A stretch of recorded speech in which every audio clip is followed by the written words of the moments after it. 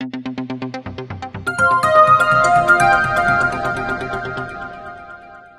une grande joie et un réel plaisir pour moi d'être avec vous en prélude la Journée internationale des droits de la femme 2025. En cette circonstance, au nom de tous les membres et sympathisants du chapitre haïtien de l'Association internationale des femmes juges, CHEFEJ, je remercie sincèrement le directeur général de l'ULCC et son jeune staff qui ont décidé d'associer à leurs préoccupations et réflexions l'association pionnière ou bien la pionnière des associations de magistrats existantes en Haïti qui aura bouclé son quart de siècle l'année prochaine. Cette réflexion qui nous réunit ici pour rendre visible une réalité sociale où encore aujourd'hui, malgré la multiplication des instruments internationaux visant à la protection des droits des femmes face à la corruption, l'inégalité fondée sur le genre perdure et continue de se reproduire en Haïti en absence de politique publique nationale œuvrant à la réduction des discriminations sexuelles. On peut relever que les acquis, s'ils sont considérables ailleurs, force est de constater qu'ils subissent une forte résistance à cet élan vers l'idéal de promotion sociale de la gente féminine. Les femmes subissent en général, à tous les âges, des traitements discriminatoires, des pratiques traditionnelles qui ont de graves répercussions sur elles-mêmes et aussi sur leur progéniture, qui nécessitent le plus souvent des réponses ponctuelles, tels les instruments internationaux et nationaux des droits de la personne. Nous nous réunissons pour parler de corruption et d'inégalité de genre. Il est impératif de rappeler que l'une et l'autre sont intimement liées et qu'elles nourrissent un système d'exclusion et d'injustice dont les premières victimes sont les femmes. La corruption, ce cancer qui gangrène nos institutions, ne se contente pas de détourner les ressources publiques ou d'affaiblir l'état de droit. Elle est un instrument d'oppression. Elle impose un fardeau disproportionné aux femmes, les privant d'opportunités, les contraignant au silence, les exposant à l'arbitraire du pouvoir et aux abus de ceux qui, faute de garde-fous, règnent par la menace et la prédation. Dans un pays où la loi est parfois détournée au profit des plus forts, les femmes sont souvent les premières à payer le prix de cette dérive. Le barreau de Port-au-Prince, fidèle à sa mission de défense des droits et des libertés fondamentales, a décidé de s'engager pleinement dans cette lutte. Nous ne voulons pas de discours creux ni de promesses vides. Nous voulons des actions concrètes. C'est pourquoi notre Conseil a pris des mesures fortes pour lutter contre le harcèlement et les discriminations qui minent la profession d'avocat. Nous avons élaboré une charte de lutte contre le harcèlement au sein de la BASOCH, afin que nos consoeurs puissent exercer leur métier avec dignité et dans un cadre respectueux. Nous avons également été au cœur d'une étude majeure sur la condition des femmes avocates en Haïti. Cette étude menée avec le soutien d'Avocats sans frontières Canada a mis en lumière les multiples obstacles que doivent surmonter celles qui, chaque jour, s'efforcent de faire respecter le droit. Stéréotypes, inégalité de l'accès aux opportunités, absence de protection efficace contre les abus. Les résultats de cette enquête sont accablants et ils appellent une réponse ferme et immédiate. L'ONDC est pleinement engagé aux côtés de l'ESCC et de nos partenaires pour intégrer une approche de genre dans la lutte contre la corruption. Cette conférence est une étape clé dans ce processus. Elle permet de poursuivre le travail initié lors de l'atelier de 2023 sur agir contre la corruption et les défis de l'égalité des sexes, organisé toujours ensemble avec l'ULCC, en évaluant les recommandations qui avaient été formulées et en identifiant les actions prioritaires pour les années à venir. Nous devons notamment renforcer le cadre juridique pour reconnaître et sanctionner la corruption sexuelle comme une infraction spécifique, faciliter l'accès des femmes à la justice en garantissant des mécanismes de plainte et de signalement sûrs et accessibles, accroître la présence des femmes dans les organes de lutte contre la corruption, y compris au sein de la magistrature et des institutions de contrôle, éduquer et sensibiliser en menant des campagnes sur les liens entre corruption et genre, afin de transformer les normes sociales et institutionnelles qui perpétuent ces inégalités, en impliquant non seulement les acteurs de haut niveau des institutions, mais aussi les citoyens, y compris les jeunes générations, afin de créer une conscience collective et de favoriser un changement profond dans la société. La lutte contre la corruption et la promotion de l'égalité des genres ne sont pas des combats isolés. Ce sont deux piliers d'une même dynamique visant à bâtir un état de droit solide, une gouvernance éthique et une société où chaque citoyen et chaque citoyen peut évoluer librement sans être entravé par la justice ou l'arbitraire. Par ailleurs, j'aimerais saluer un effort interinstitutionnel majeur initié par l'Inspection générale des finances qui a conduit à la création de la Task Force interinstitutionnelle anticorruption, officiellement lancée le 9 décembre 2024. Cette initiative ambitieuse réunit 5 institutions clés: l'Inspection générale des finances, l'unité de lutte contre la corruption, la Commission nationale des marchés publics, l'unité de renseignement financier et le Bureau des affaires financières et économiques de la PNH. Son objectif est clair: renforcer la coordination des enquêtes, améliorer la collaboration interinstitutionnelle et accroître l'efficacité des efforts de lutte contre la corruption. Toutefois, la mise en œuvre effective des enquêtes doit impérativement s'accompagner d'un suivi rigoureux au niveau judiciaire.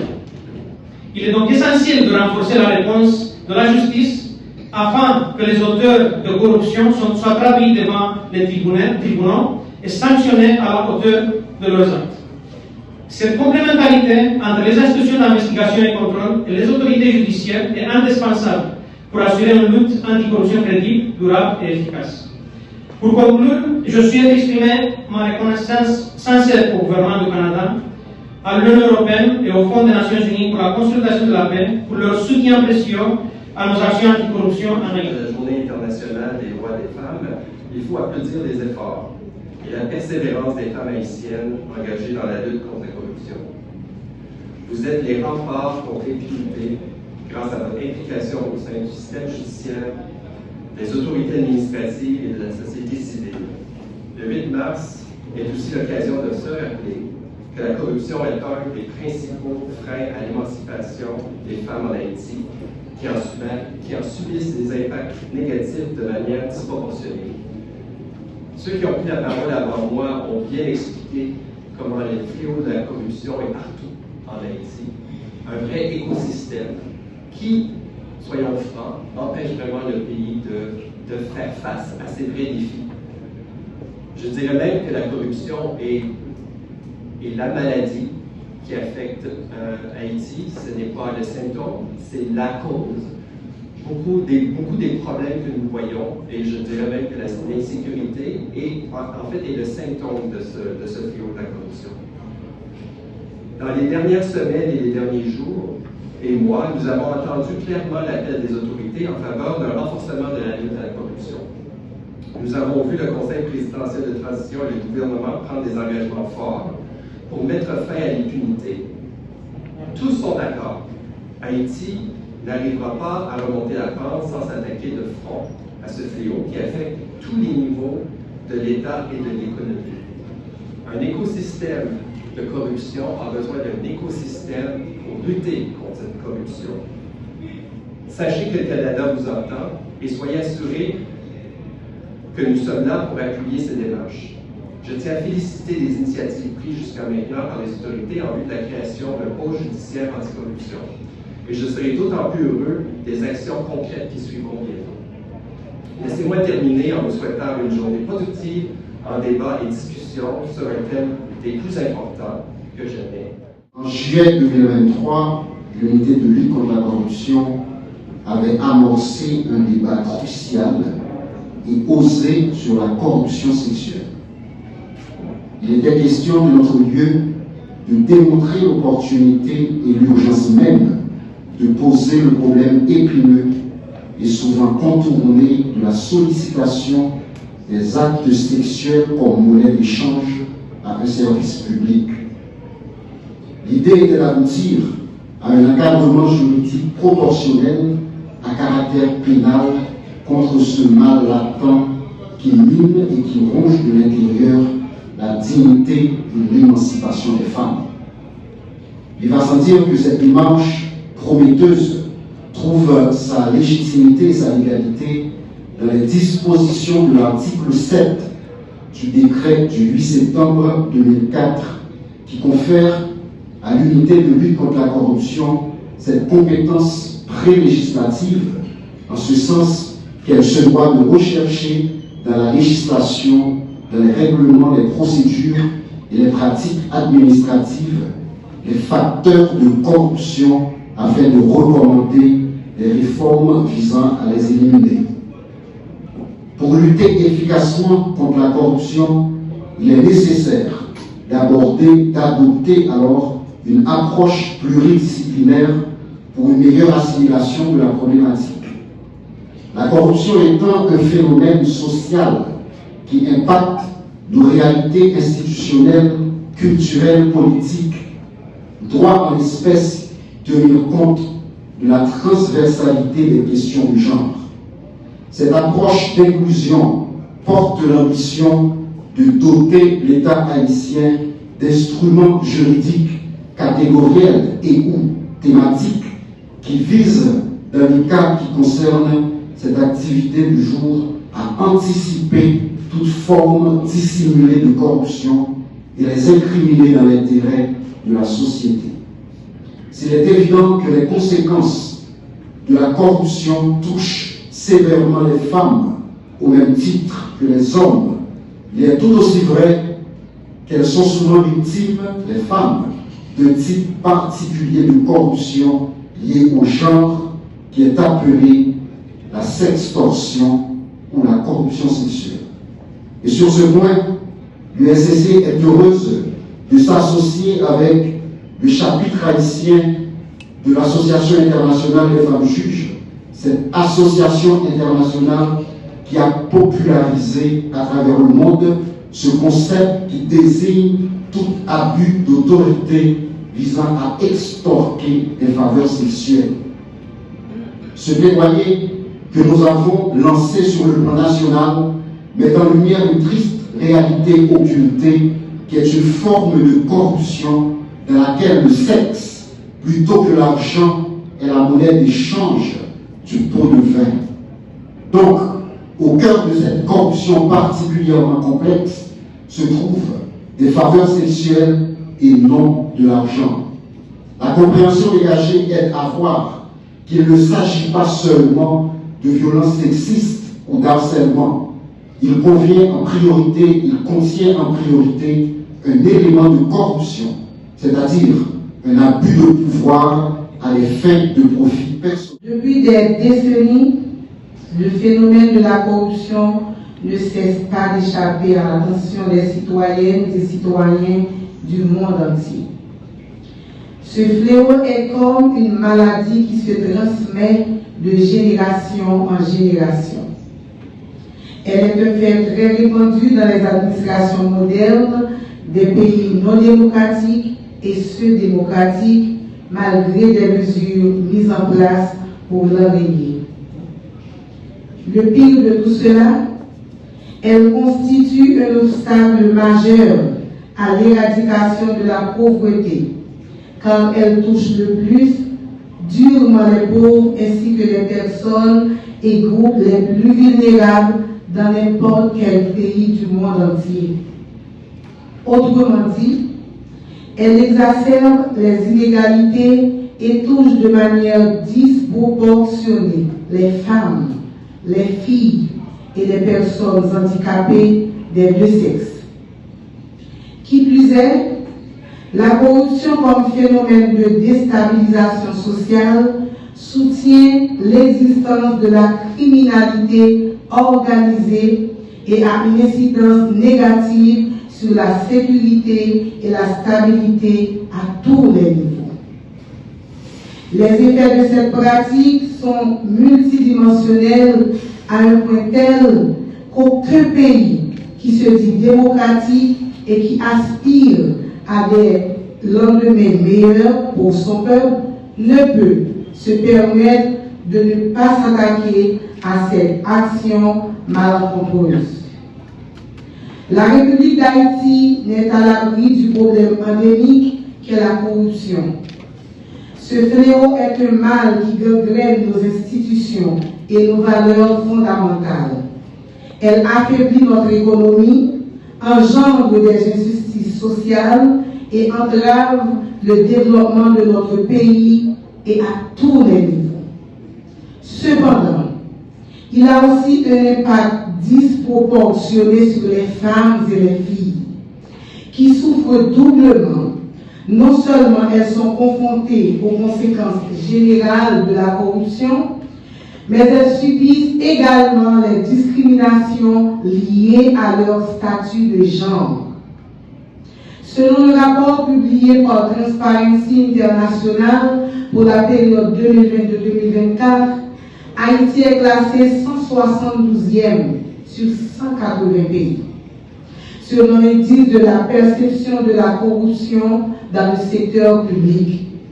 C'est un très mauvais score qui remet en cause l'avancement du pays. À cette pratique, les institutions deviennent affaiblies. Les programmes sociaux et économiques dont peuvent bénéficier les femmes, les personnes à besoins spéciaux, les personnes du troisième âge ne peuvent être implémentés car les ressources financières manquent toujours.